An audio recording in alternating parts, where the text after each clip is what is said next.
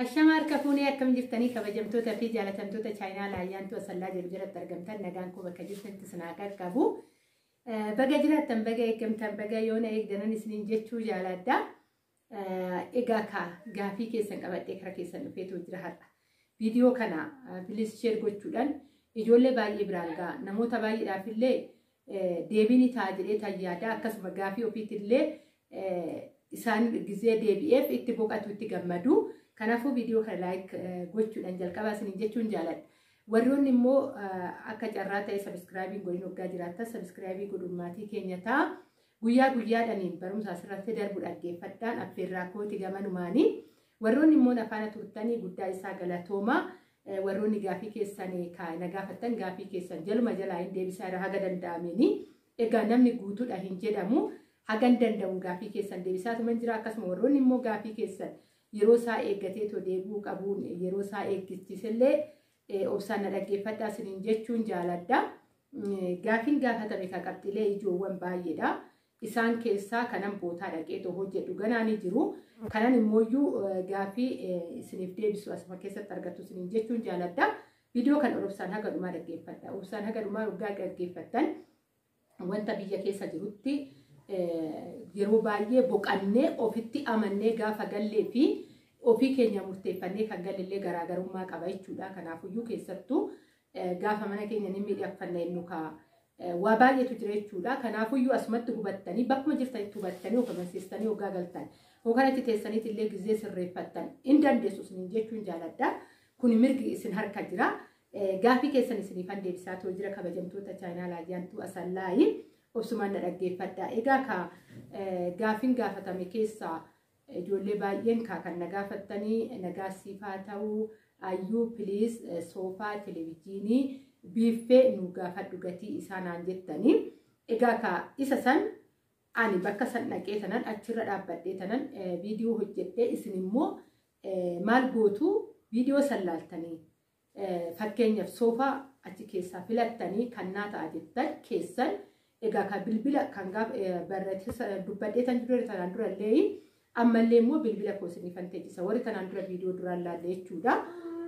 Viidiyoo kana irratti bilbila isinittan dubbadhaa bilbila kana qabattanii viidiyoo san laaltanii iskiriinshot gootanii na argitanii gaadiiwwan soofaa ofii keessanii filattan jechuudha. Gatiiwwan tokko tokkoon ani isinittan hima jechuudha. Biiffillee akkasuma wanni televiziyoonii illee jechuudha. Amma fakkeenyaaf yeroo baay'ee Samsung akka bakkuma feetu interneetidhaan illee hoggaa fayyadamtan waan feetan illee hoggaa fayyadamtan Samsungin baay'ee bareeda. Egaa Samsungin bakkatti baay'ee argamuu dhabuu danda'a qaxaroodhaan ni dhufa jechuudha. Waan akkasii kanaasumaan information isinii laadda. Tanaan dura viidiyoon waraabee gubbaarratti argitaniirtan televiziyoonii teechoo isaa wajjin mana televiziyoonii dhaqeetu viidiyoo irratti hojjedheen ture. Qaxaroon dhoggaa ta'e malee Samsungin baay'ee akka hin dhufneedha. Kannatti meechuudha mucaan bootaa sanirra dhaabbadhee tan viidiyoo isinii hojjedhaa achirraan isin bilbila kee qabattanii kana jettanii adda baafattan jechuudha kan filannoo keessanii. Kan filannoo keessanii san viidiyoo keessassa wanni iskiriinshot isinatti ergitan san qabadhee tan bootaa san dhaqee karakkaree hojjisiisuuf yookaan bituuf jedhee fakkeenyaaf soofaa amma gizee sitti man gatii roormaanii sitti immoo gaafa nan bitattee karakkarteetu immoo hojjisiistu baay'ee wannan as keessatti isinitti jiraate taanaan soofaa hojjetame hin bitinaa gonkumaa soofaa hojjisiisa soofaa hojjetame gubbaan isaa ni bareeda umurii hin qabu jechuudha keessa isaa kaartoonii wantoota adda addaatiin jira haguma fe'ee wanni isaanii piroojeektii isaanii yookaan immoo hojiin isaanii qulqullina qaba kan jedhameetu amanamee kan hojjisiifamee taa'uu fi kan hojjisiifattu garaagarummaa qaba yeroo baay'ee daftanii bituu ariifachuu osoo hin ta'in hojjisiifachuu dandeessan maaliif ji'a afurillee turre maaliif kana olillee turre soofaa illee ta'ee akkasuma xarapheezaa illee ta'ee biiffee illee ta'ee hojjisiifachuun baay'ee gaariidha jedhee tajaajila. Ani akka yaada yaantu asallaati. Yaada kootiin isinii qoodu osoo akkas gootanii shaggaadha jedhee tan egaa ka filannoon keessan hunduu harka keessan keessa jira. Ani kanaadha kana isiniin jedhu garuu gaafa san gatiillee karakkaratteet waan hundaayyuu jechuudha diizaayiniitiin naa hojjedhu jetteen gatii keellee karakkaratteetidha jechuudha. Kan dubbatattee bitattu amma garuu achitti dhaqeetan viidiyoo hojjedhaa roormaanii namatti himanii gatii jechuudha. Kanaafiyyuu achirra dhaabbadheetan kana sadeen biiffee soofaa akkasuma televiziyoonii dhaqeetu viidiyoo achirratti hojjedheetoo isin ergaa gatii isaallee nan gaafadha.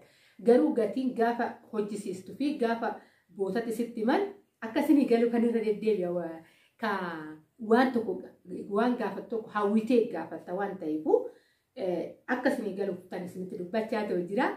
Yeroo baay'ee ka waan irra deddeebi'u kana callisee isinitti fakkaatiin jechuufan akkasiin jedhu kan inni fatina yookaan inni faayinaa isin jechuufan chaayinaa ayyaantu asallaa hordoftan hundi keessanuu iyyuu osoo akkas ta'e baay'ee gaariidha jechuufan filannoo akkasitti isin dhiyeesse obsaan nadeeggadhaa viidiyoo torbee dhuftu keessa hojjedheen gad isin lakkisa waa'ee kana sadeen jechuudha.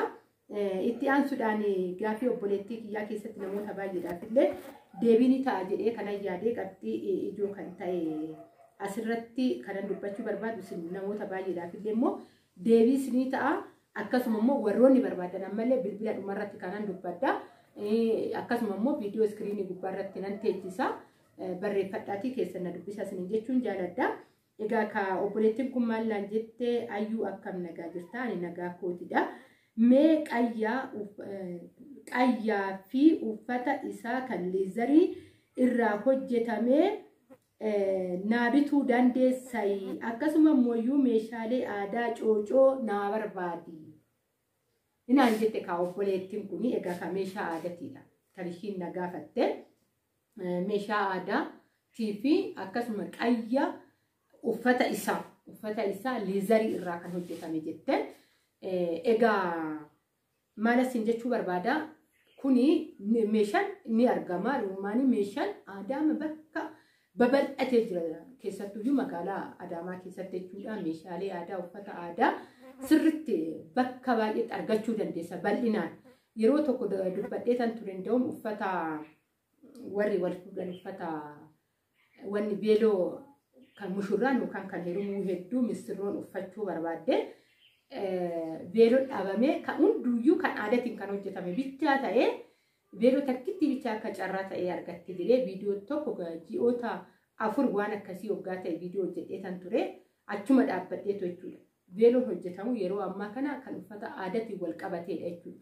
Kan waan aadaa ofirraa dhabe hin jiru darbee waggaa ta'e malee kanaafuyyuu meeshaa barbaadde argachuu dandeessa. Meeshaa aadaa garuu maal inni fedhii keetirratti hundaa egaa ka bilbila si barreessa kan ati barbaaddu. Fakkeenyaaf amma leezarii ta'ee kararii isaa yookaan immoo bifa isaa ani kanan barbaada kan jettu ofii keetiin na ergita jechuudha. Ani sittan ergaa kararii kana keessaa kana gatii isaa naa gaafadhu naa biti jetteetu kan filattu siidha. Bilbila nan teechisaa ka obboleettiin gaafii kana na gaafatte yaadaf qalbii taate yeroo keetillee itti fudhattee maaliif qarshii itti baastee bitta waan kwaalitii ta'ee waan itti boqatu waan itti gammadduudha wanna itti bitachuu qabdu. Kanaafuyyuu callisee osoo hin taane keessanii bifa ati barbaaddu yookaan immoo halluu ati barbaaddu naa ergiteetu si bituu nan danda'a. Ka uffata qayyaatidha kan ati barbaadde akkasuma coocoodha. Waa'ee coocoo gubbaarratti ka viidiyoo fi kiyyaaf illee buqqeewwan qopheeffadhee lafa keessa awwaalee jirutu iyyuu jira.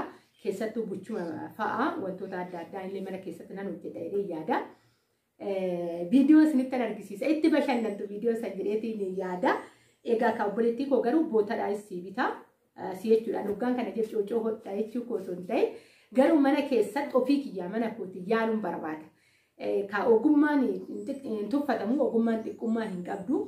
Ogummaa xiqqoorraa karaa guddaatitti deemta. Mana yaaladhee tanan yaala mana keessatti. Kanammoo kanan isinitti himee maal inni meeshaa aadaa mana keessatti hojjedhaa osoo hin ta'in ofii kiyyaamee mana keessatti yoo hojjettu baduu danda'a, toluu danda'a, waan keetidha yoo badee suni badee lafa gootee kan tolu itti fayyadamte jechuudha. Garuu gaafa qarshii itti baastu kana maaliif anas keessatti isinii kaasise gaafa qarshii itti baastu daqqatee kanaadha kan itti ba'u jechuudha. Kanaafuyyuu wanna kwaalitii ta'e wanna si gammachiisu ta'uu qaba. Kanaafuu of eeggannoo godhuudhaaf keessan na dubbisuu qabda. Bilbila ka iskiriin irrattis nan barreessa akkasuma immoo bilbilli kee duwwaa 945 82 67 45dha. Bilbilli kiyyaa yeroo darbe koomentii jalatti illee duwwaa 9 jettee dhaabdinaan jettanii jirtanii duwwaa 9 jedhee naamne warroonni duwwaa 9 jettanii dhaabdettan viidiyoo gadhumaa dhaggeeffadha. jalqaba irrattan waan kana dubbadheetu ani viidiyoo dhumarrattiidha kanan teechise. Jidduu keessatti I think daqiiqaa 5 waggaa kun dubbadhinetti fakkaate bilbila kiyya jechuudha. Egaa ka haga san ilaalle ta'uu danda'a ka viidiyoo daqiiqaa 10 fi walakka yookaan daqiiqaa 11 jechuudha kanan inni fayyadamu. Baay'inaan daqiiqaa 10dha. Egaa ka daqiiqaa 5 laalee irraa bahe abbaan duwwaa 9 jetteetti dhaabde kan jettan isin jechuun jaaladha obsaan. Egaa hojiidha. Hojii haga ta'ee jiru keessatti yeroo baay'ee kaabiyyoo ormaa keessatti rifoonii fayyadamna. Waan nama fayyadu gaate rifoonii fayyadamanii akkasitti irraa barachuun irraa kan barbaachisan argachuun illee rakkoon qabu isin jechuun jaaladha. Asuma irratti ka obboleettii koo bilbila kanan iskiriinii gubbaarratti illee nan teechisa. Cocollee kan akkamii akka ati barbaaddu egaa ka meeshaaleen aadaa guutee jira.